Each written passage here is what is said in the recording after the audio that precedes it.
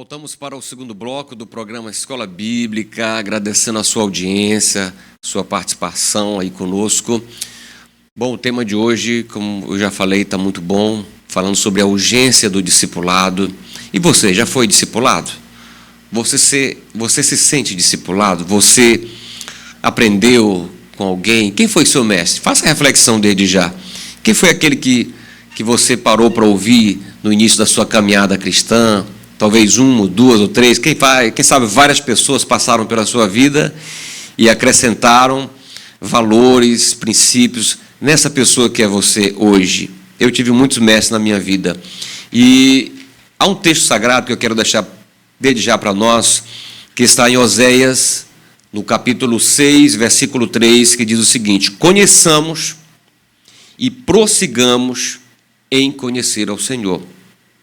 Como a alva, a sua vinda é certa, e ele descerá sobre nós como a chuva serôdia que rega a terra. Oséias nos instiga a não apenas conhecer-os, mas prosseguir em conhecer ao Senhor. Isso fala, portanto, do discipulado, né, pastor Nilson? Na verdade, é uma constante na nossa vida. O discipulado, a gente comentava aqui antes do início do programa, com os colegas, que o discipulado ele não é apenas um curso que se faz numa semana ou no mês. O discipulado ele requer tempo, não é, pastor Nilson? Eu gostaria que o senhor falasse um pouquinho sobre isso e também iniciando aqui já um pouco sobre aquilo que a nossa revista fala sobre o tripé do discipulado, que é palavra, comunhão e serviço. Mas gostaria que o senhor nos falasse um pouco sobre como o senhor vê o discipulado. Ele é importante, ele é urgente, mas é preciso saber fazer esse discipulado, compreender esse discipulado, tanto o discípulo compreender que ele necessita e como será isso na vida dele, como também o mestre, né, ou os mestres. Perfeitamente. A importância do discipulado, ela é, na Bíblia, sempre ressaltada. Você encontra diversas exortações dos apóstolos orientando os demais líderes da igreja a discipularem os irmãos na fé. Você encontra diversas exortações do apóstolo Paulo para Tito, para Timóteo, que eram pastores da igreja, a perseverarem no ensino, na doutrina, a exortarem. Há um texto da Bíblia, por exemplo, que reflete muito bem isso. Essa questão de você discipular. Para que discipular? Então, é fundamental você entender a importância do discipulado. Tanto o discipulador, aqueles que são líderes na igreja, como os liderados, aqueles que são discipulados. Porque, veja, todos nós sabemos que existem manuais. Você vai aprender a dirigir um carro, você precisa que alguém te ensine a dirigir um carro. Você vai mexer em alguma máquina, você, às vezes, se não tiver um ensinador, pelo menos um manual você precisa ter. E isso também para o ser humano, para a vida do ser humano. Uma vez que caímos da graça e nos perdemos por causa da queda de Adão e também por causa dos nossos pecados pessoais, nós agora imitamos aquilo que não é Deus e amamos aquilo que Deus não ama. Por isso que, uma vez convertidos, agora nós somos redirecionados para uma restauração, para imitar aquilo que Deus é em Cristo Jesus e restaurar a imagem de Deus que foi danificada em nós por causa da queda. Esta restauração envolve dois aspectos. Ela envolve o aspecto objetivo, que é a nossa união com Cristo, que é Cristo como nosso modelo. Por isso que o apóstolo, e diversas outras passagens, diz para nós imitarmos a Cristo, imitarmos a Deus. E envolve também um poder que está dentro de nós, daquele que foi convertido e regenerado, que é a ação sobrenatural do Espírito Santo, nos lembrando da palavra de Deus, colocando quereres em nós, como o apóstolo Paulo diz em Filipenses, que o Senhor opera tanto o querer como o efetuar. Então existe essa relação do discipulado entre o aspecto objetivo, que é Cristo e a sua palavra, o aspecto subjetivo, o Espírito Santo atuando em nosso coração, mas existe um aspecto maravilhoso aqui que é muito importante, que é Deus conferindo a uma pessoa na igreja para ela ser um líder, um instrutor, aquele que vai pegar o manual e orientar aqueles que precisam ser orientados para aprenderem a viver de acordo com esta nova vida. Veja, por exemplo, o que a palavra de Deus, a própria palavra de Deus, diz sobre ela mesma, como um manual. Em 2 Timóteo, capítulo 3, versículo 16, está escrito assim: toda a escritura é inspirada divinamente e proveitosa para ensinar, repreender, corrigir, instruir em justiça, para que o homem de Deus seja perfeito e perfeitamente preparado para toda boa obra.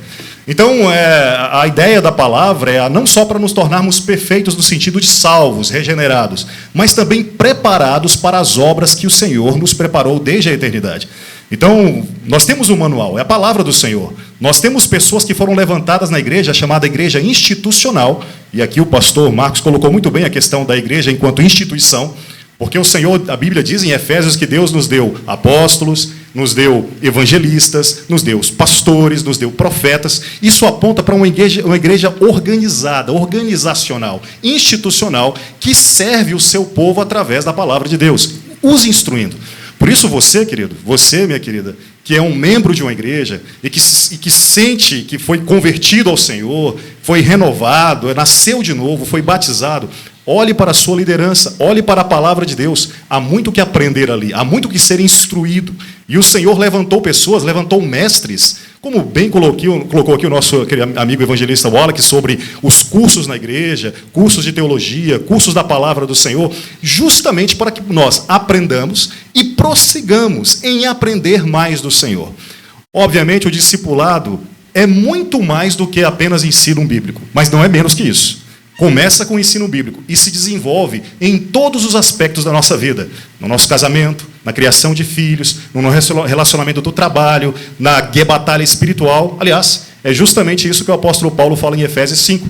Ele ensina tudo o que devemos aprender sobre a salvação, aplica a carta e no final ele fala: apliquem isso no casamento de vocês, na criação com filhos, no trabalho de vocês, numa batalha espiritual. Todos os aspectos da nossa vida devem ser permeados pela palavra de Deus, num discipulado que nos faz crescer em maturidade cristã.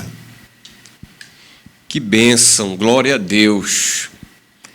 E, evangelista Wallace, nesse tripé, o pastor Nilson falou sobre a importância da palavra, tudo começa com a palavra, é preciso ensinar a palavra, mas há um aspecto que a própria palavra nos fala, que é o aspecto da comunhão. É preciso que o discípulo ele se envolva, ele tenha comunhão. Eu estava meditando outro dia na igreja sobre esse poder que há na edificação mútua quando nós estamos reunidos como igreja. Há uma edificação, por exemplo, no presente momento aqui, nós estamos juntos e Deus está operando uma edificação mútua aqui. Quando a igreja se reúne num culto, na escola bíblica, quando o professor está ministrando, os alunos estão se manifestando. Então, eu gostaria que o senhor falasse um pouquinho sobre a comunhão como uma das bases do discipulado. Perfeito, pastor Marcos. O nosso Deus, como diz o texto em Malaquias, ele não muda. Deus não muda. Jesus, como o pastor Nilson acabou de nos falar, Jesus ele era sábio, muito sábio, e expert em pregar a palavra, apesar de não estar preso totalmente à lei, mas Jesus pregava a palavra na sua essência. E em tratando-se de comunhão, Deus novamente ele não muda. Se nós analisarmos a história do Antigo Testamento, nós perceberemos que a todo tempo Deus ele se preocupa com a reconstrução do templo, para que as pessoas pudessem orar juntos, orar coletivamente, orar em comunhão. E esse princípio básico, ele perdura até hoje. Então, quando o nosso comentarista da revista ele traz esse tópico para a gente, ele traz para a gente uma necessidade. E ele traz também um comentário sobre a diferença da comunhão tratada no Antigo Testamento e da comunhão tratada no Novo Testamento. E ele vem nos dizer que no Antigo Testamento não se vislumbrava a própria palavra comunhão na ligação do homem com Deus, mas que nós vivenciamos isso plenamente na pessoa de Jesus Cristo no Novo Testamento. E ele diz aqui que, embora Abraão tenha sido chamado amigo de Deus e Moisés tenha falado com Deus face a face, eles não provaram a mesma comunhão com Deus como crentes da nova aliança. Como eu e você, meu irmão, tem essa capacidade e essa possibilidade de estarmos aqui hoje aproveitando. Você tem aproveitado esse momento de comunhão, em oração, em adoração nessa congregação, na sua congregação?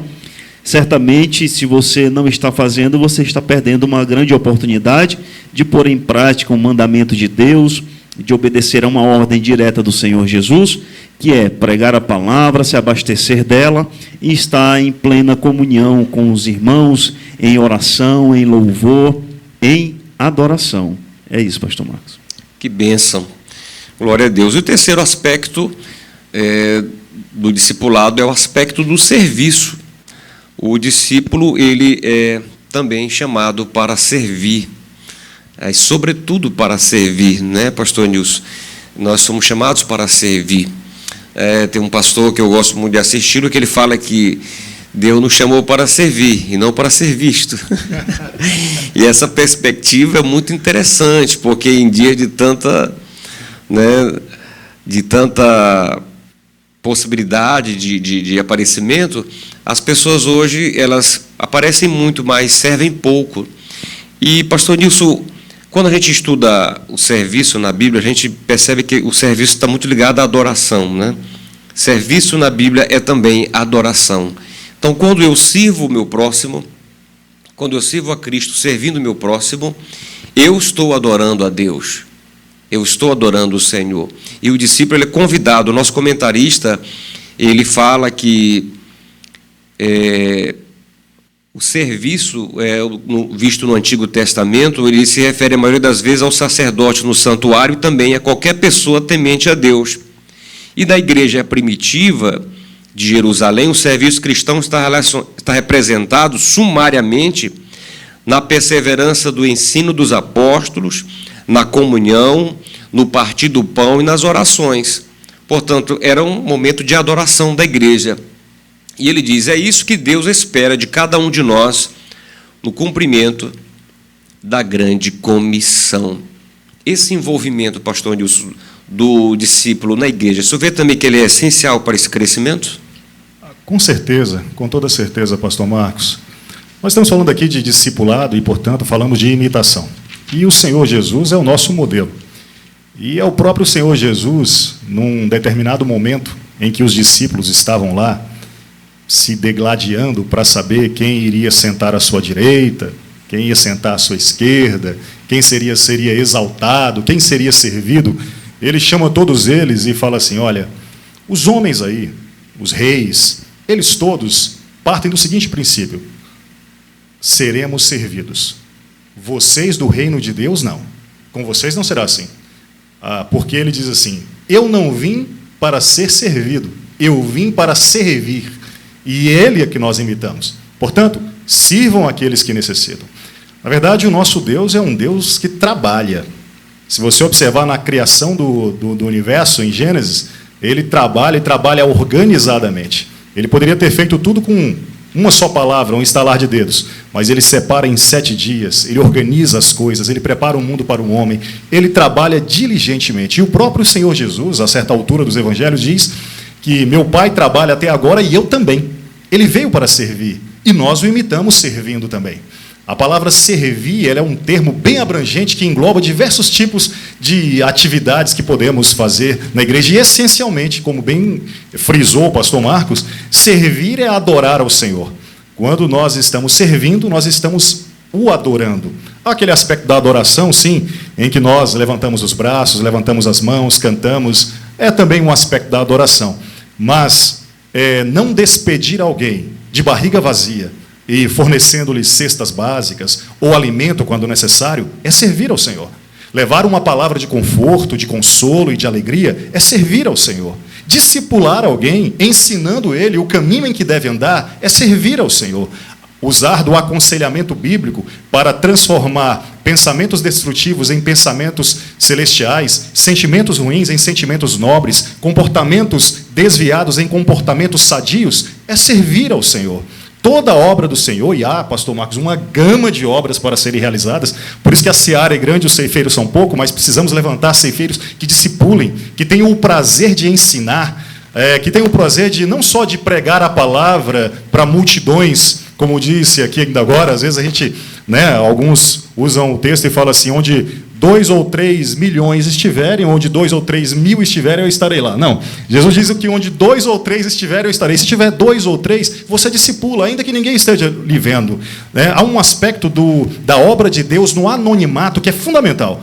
Nós precisamos entender que, mesmo em anonimato, os holofotes dos céus estão voltados para nós. Uma pessoa que você está discipulando, que está ensinando, e que se ela se converter ali, e que se ela agradecer a Deus, mesmo no leito de morte, e ninguém vê, e ninguém lhe der crédito por isso, saiba que a Bíblia diz que tem vários anjos observando você e glorificando, porque aquele pecador voltou-se do seu arrependimento. Os céus estão de olho em você, os holofotes celestiais estão sobre você, por isso você pode se regozijar nisso. Então, meu querido, essa questão do discipulado, do serviço é fundamental. Servir ao Senhor, nós fomos chamados para isso, para usar dos dons que o Senhor nos deu, para usar da inteligência que o Senhor nos deu, obviamente uma inteligência santificada.